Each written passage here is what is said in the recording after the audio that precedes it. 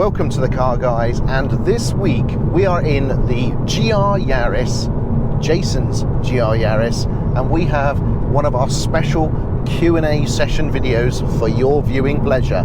It's been a while since we've done a Q&A, so I'm really looking forward to this. I hope there's lots and lots of questions about whether or not we're gay, and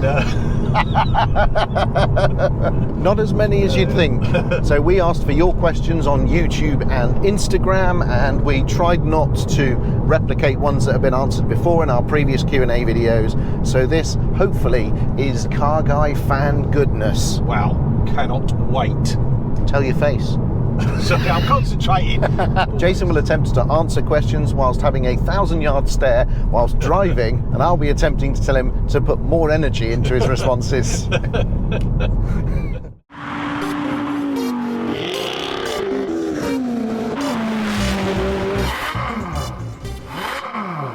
Okay, so Q&A time. Let's crack on straight away with the first question, which is from Tim Haywood. Oh, hi Tim. Tim says, do you think the GR Yaris needs to be modified like everyone is saying? No.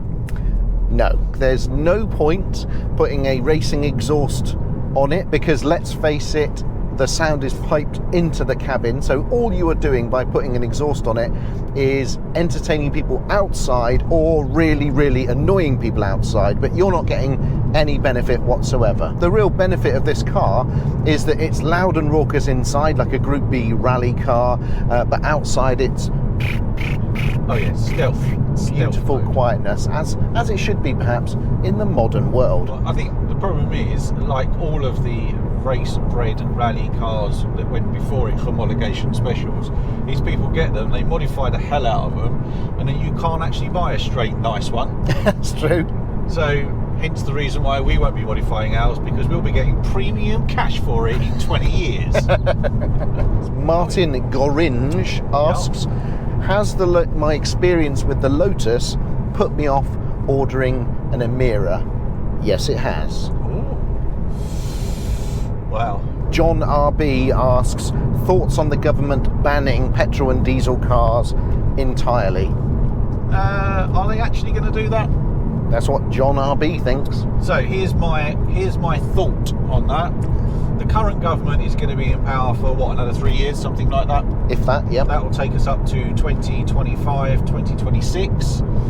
Then the next government who comes in power will probably have to walk back all of these legislation and go, I cannot believe that the previous Tory government thought that this was a good idea, yada yada yada yada. There's no way, given the current logistics, blah blah blah blah blah blah blah, they won't happen.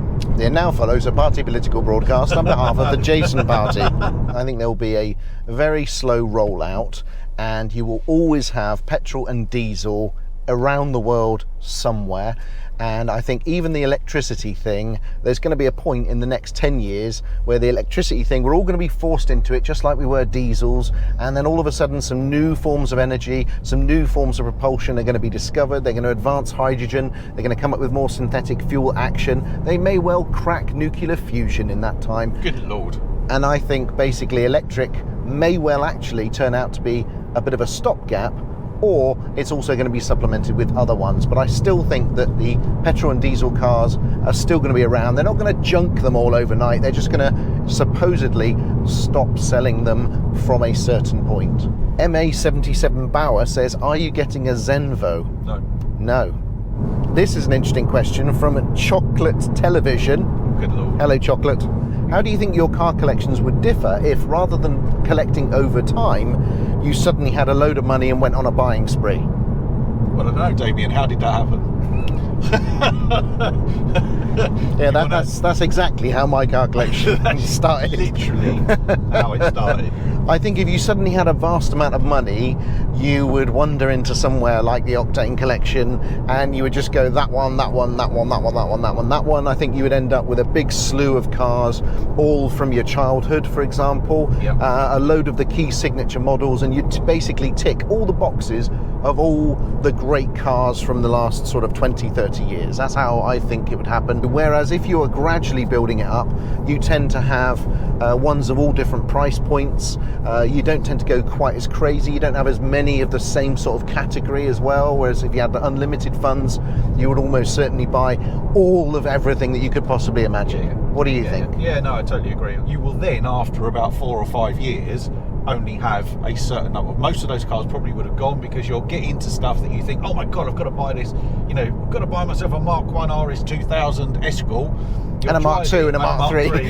And then you'll drive it, and you'll drive it 3 times, and you'll go, God, this is bloody awful. And then you'll sell it, and then, you know, you'll kind of weed out, and then you'll get into more of a rhythm with it. The thing about adding stuff slowly is because you can't just go out and buy whatever you want. When little nuggets start like appear, you kind of pounce on them a bit more thought goes into the collection, I think. You're right, it does ebb and flow. So you expand suddenly, you have a few impulse buys, a few ones that you've ordered come in, and then you drive them or you don't drive them, and then you do find yourself letting some of the cars go and refining it. It's all about refining to the perfect collection of cars. I've probably got too many cars at the moment. In fact, I definitely have too many cars at the moment, and so I need to wheedle it down and to get down to a more manageable collection of more special cars. Or have a load of old shitters that are covered in rust, and therefore you can't drive them anyway. Exhibit A, ladies and gentlemen. this one. I mean, there's a reason why. Many of you have been asking, why aren't we seeing Jason's car collection? Why isn't he doing reviews of his cars? Simple answer, none of them run. that is true. Or what you could do is, if you want to look at Jason's car collection, I'll just show you a still photograph of a pile of rust.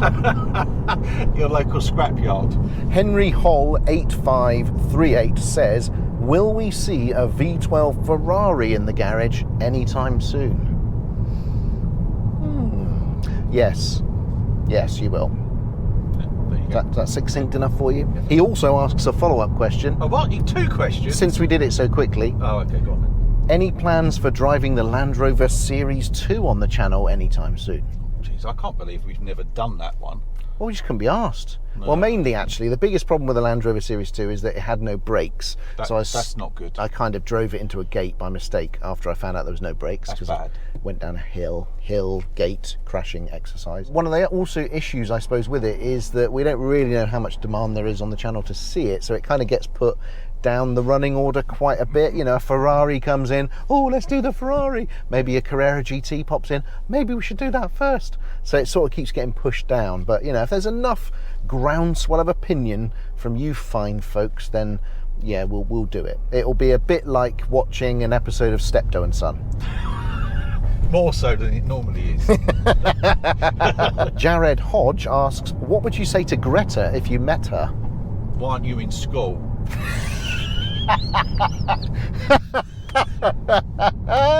How dare you? And I would ask the important follow-up question, why aren't you picketing the Chinese embassy? Why are you spending all your time talking to us? How dare you? This Go on. This is one of the greatest questions we've ever had, okay? Okay. I'm going to give it a title card especially for that. This, Brian asks, rate each other out of 10, 10 being highest, Right. 1 being lowest, for timekeeping, swearing, clothing choices, driving and parking skills, and eating habits and manners. Jesus. So, Well, obviously 10. Mooch it all round. yeah, allow me to go first. Timekeeping, 3. Swearing, 5. Clothes choices, 1. Driving and parking skills, 8. Oh. Eating habits and manners, 6. Oh. There you go. Oh, that's not bad. So, Mr. Damian, timekeeping. I'd say you were an 8 on timekeeping. Ooh. Yeah, you are quite good at being places when you say you're going to be places. Swearing. Swearing. Bear in mind, I'm pretty sure I've used the phrase juggling thunder. On more than one occasion.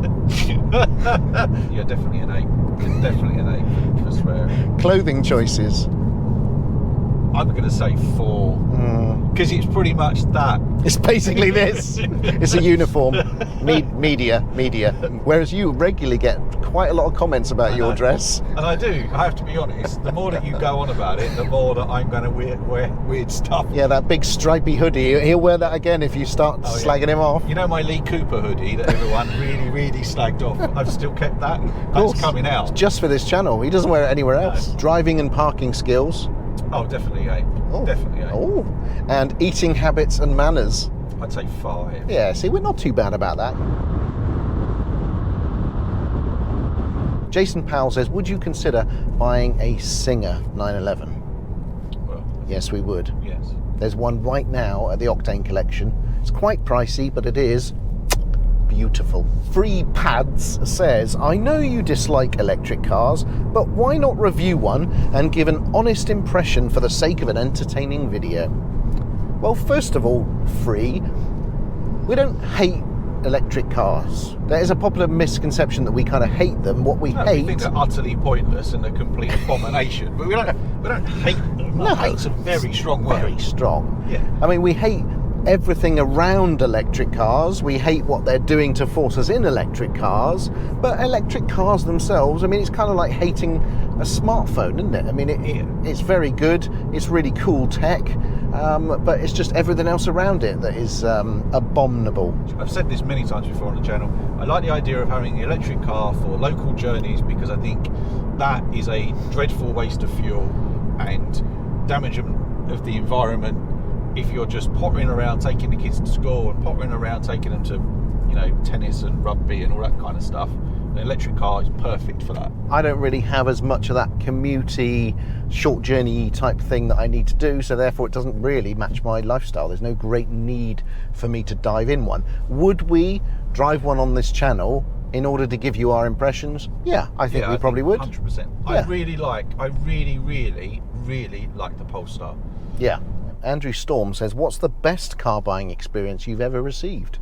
Again, quite a good question, because obviously I've spoken to you about some of the worst buying experiences, so quite refreshing to maybe focus on the positive. I'm one of these people who I like, when I want something, I just want it then and there. I don't want it to be PDI'd.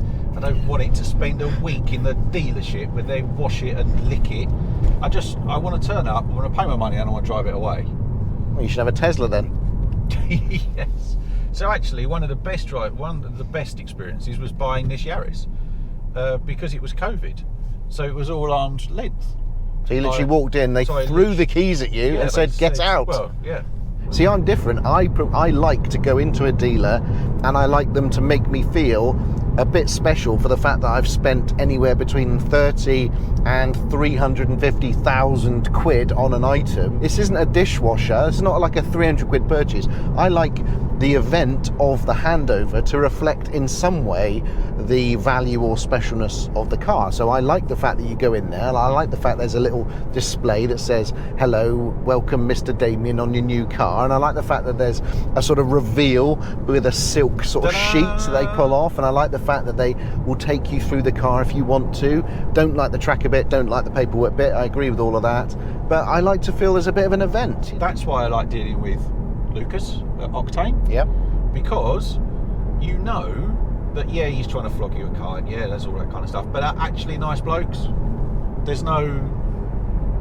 You both kind of had this mutual relationship where you know what the other's trying to achieve. What he understands, I think, and maybe what a lot of other car dealers perhaps don't, especially ones in big chains or PLCs, he understands that he might not sell you a car today or next week or next month, but eventually he will, and it might be 10 cars or it might be 100 cars, but he knows that there's the long game and it's all about developing the relationship. Probably the best experiences was, I think, when I picked up my 458 Speciale Aperta. That was at the factory, so I think that was a majorly good experience. To be honest, picking up my Pista from Meridian Modena was a good experience. It was a positive day, it was a lovely thing, and I felt good driving it away. I didn't have any bad taste in my mouth. Alcohol, nice. See what you done there? Alcohol, nice one. Good work. What are your favourite sleeper cars? I think the example you've chosen, actually, alcohol, I think the Lotus Carlton is a big favourite for both of us. We do like that car. Canadian land and the US of A, they did a Ford Fusion, which is basically a Mondeo, with a four-wheel drive and a dirty great big V8 in it. Oh. So I think that would be quite cool. Actually, the best one, Vauxhall which was Monaro. they did a Ute, didn't they? A pickup version. They did. Stick banter in the Ute. I mean, that would have been amazing. Okay, Simon Gibson asks, money no object, what would be the oldest car that you would have? 250 GTO. Oh, I'm going to go with 1954 Ooh, Bentley R-Type Continental, nice. which I have always loved, and also the Mercedes 300SL Gullwing. Ooh. Kobe Roper, it is a familiar topic, but I'm not sure we've answered it directly. What would be your dream 6-car garage, Mr. Jason? 6 cars. Okay, so from the top, McLaren F1. Yep. Ferrari F40. Yep. Carrera GT. Yep. TTF. Okay. Countach. Countach, there you go. One more to go. Probably a 2.7 MFI 911 right-hand drive. There you go. Yeah, that would do me very nicely, and that's the one I'd probably drive all the time. So I'm going to go for 288 GTO, Yeah. 458 Speciale Aperta. You've already got that, that's not fair. I'm still in my dream 6-car garage. Honda NSX original. I think I'm going to go GT3 Touring. Really? Yep. Money no object. Yep. You buy a 991.2 GT3 Touring. Yep. Wow. Then you're going to also, you need to have like something bigger to drive around it. You need something more. Bigger. Yeah. Maybach. Rolls-Royce Phantom Coupe. And then the last one I think probably has to be more fantasy, so I'm going to go for the Ferrari 250 Tour de France, formerly owned by Walt Disney. Bang. Oh, bloody hell. So really we just need to buy you 2 cars then? Is that what we're saying? basically, yeah. Barry Ferrara asks, what's the one car that you shouldn't like but you do? Oh, there's loads that I shouldn't like, but I do. It's loads. I mean, Go on the then. list is literally endless. Well, Fiat 500e, I love that. I think that's really cool. Yeah. Yeah. Next. Sorry. See, this is the problem. Carry on. So You're amongst friends here. No, I'm not, am I? What about my Honda Prelude VTEC manual? I Yeah. shouldn't really like that, but I do. You do, you love that. Zip the Snip says, is the Opel / Vauxhall Calibra 4x4 a hidden gem? No, of course it's bloody not. Why not? I think it is. No. I think it is a hidden gem Do you know because what it is? A, it was very fast, B, it was 4-wheel drive, and C, I think it was one of the first, if not the first, widely available 6-speed gear change cars. Well, no. What you need is a V6 Senator. That is a hidden gem. Police spec. Yes. Come on, That's what you boys want. from the Dwarf. If you're going, Come on. If you're going down the Vauxhall route, that's where you Yes. need to be. I'm afraid Yeah, that is good actually. I have driven one of those. they are the tits. Yeah. Jack Spain OG says, if we all have to go electric in 2030, what's the last new petrol car that you would buy? I think this is an excellent question. I don't know because it's not 2030. I don't know what's available. I'm going to have to say, if it's the last petrol car that I'm ever going to buy, I think I would go for a Ferrari 812 Competizione. Oh, That's what I would go for. One last massive Hurrah. bang. DK Smith 44 asks, thoughts on the 997 Sport Classic? Legendary or an overpriced Carrera S? well, as you well know, you should not get me started on Porsche's run-out models. Oh look, we've got some body shells hanging around in the car park. Let's slap some stickers on them and sell them for 4 times as much money. I've driven one. It was a nice car, but it's not 400 grand nice car. So I think I would probably be a slightly more in the overpriced Carrera S category. Sorry, Sport Classic. Mr. Bar 1 asks, when are you going to buy a hypercar, if at all? It's very unlikely, I would say, because I'm just not interested in just having some bonkers car that could theoretically do 240 miles an hour and then slowly driving it around London or slowly driving it around the New Forest. There's just no point doing it. I'm not sure I'm interested in getting into that whole world. Luke Cleo asks, can you daily drive a 917 Junior? Well, you could, but then you would have a shattered spine. The Lucky Man 1984 asks, what is our biggest unexpected service bill? For me, it would be the time I took my 355 Spider in to get it serviced and came away with a £20,000 bill. Holy moly! I did also blow up the engine in the M Coupe. Yeah. But thankfully that was a warranty deal, so I didn't pay, but that bill was £17,500. Nice. Caned and Unable asks, is the Ineos Grenadier going to tank values of Land Rover Defenders? No. No. It's quite cool though. Nick Carp asks, which car do you not miss, although everyone else thinks I probably should miss it? That would be the V12 TDF. Everyone thinks I should miss that, but honestly, I don't. Joseph Owen 97 asks, do you get as much enjoyment out of cheaper cars as the more expensive ones? Yes. Yeah, I think so. Definitely, Yeah. definitely. Easily as much, sometimes more.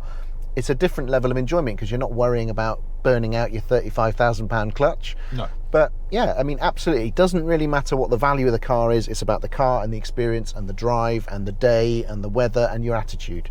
NCB asks, were you ever tempted to put your name down for the Gordon Murray T50? No, I wasn't ever tempted. No, you weren't tempted? No, I No, wasn't. 2 million quid? No, No. I couldn't think of better things to spend 2 million quid on. I was tempted. I contacted the company when they first announced it. I got an order form and then I found out how much it was going to be, and I rapidly backed out of the office and ran in the other direction. So it's a bit too expensive for me. I'm sure it's going to be incredible. I know it will be. I obviously owned a light car company, Rocket, so I'm properly on board with the Murray thing, but yeah, too expensive for me, I'm afraid. So there you go, guys. That's all the questions you asked this time around. Thank you so much for watching until the end. Don't forget to subscribe, ding the notification bell for when we have another film uploaded. Find us on Instagram, Facebook, the website, and don't forget the merch. There'll be another Car Guys episode along next week.